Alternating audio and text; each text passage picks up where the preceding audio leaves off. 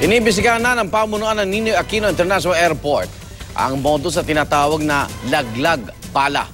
Dito may nagsisiksik umano ng bala ng baril sa bagahe ng mga pasahero para makapangikil ng pera.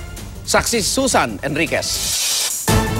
Imbes na bakasyon sa Palawan, bakasyon sa kulungan ang bagsak ng 20 anyos na American citizen na si Lane Michael White sa PNP Aviation Custodial ng NAIA Terminal 1. Hindi siya pinayagang lumipad matapos makitang may bala ng kalibre 22 sa kanyang bagahe. Bagay na katakataka raw ayon sa kanyang mga kaanak. Dala po namin yun, paano po dumaan ng Jacksonville Airport, which is a military airport. Sobrang higpit po. September 12 pa kami lumipad. Hiningan din daw si White ng 30,000 pesos ng Office of Transportation Security kapalit ng kalayaan.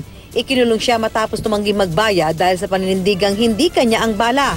Because of that, I have to spend 6 days and 5 nights here. A whole bunch of ants, mosquitoes, no-see-em, bugs. The bathroom was pretty atrocious.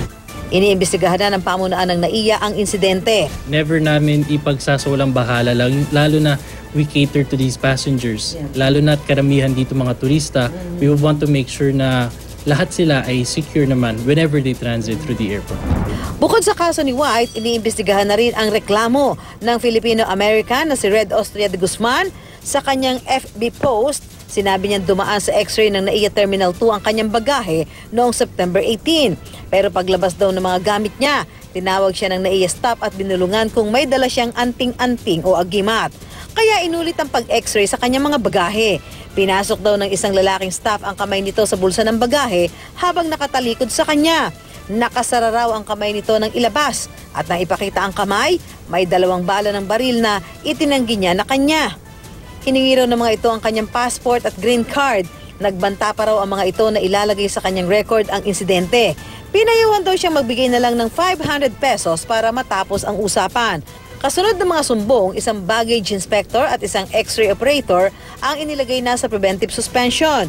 Binawi na rin muna ang mga ID ng dalawa habang kumakala pa sila ng ebidensya. Basta ang stand namin dito pag nagkamali yung tauhan namin, talagang papatawan natin ng kaparusahan yan. No? So again, yung reward and punishment, yun ho yung basic na guidance ng ating administrator. An investigation is ongoing as to the 2 security screening officers involved.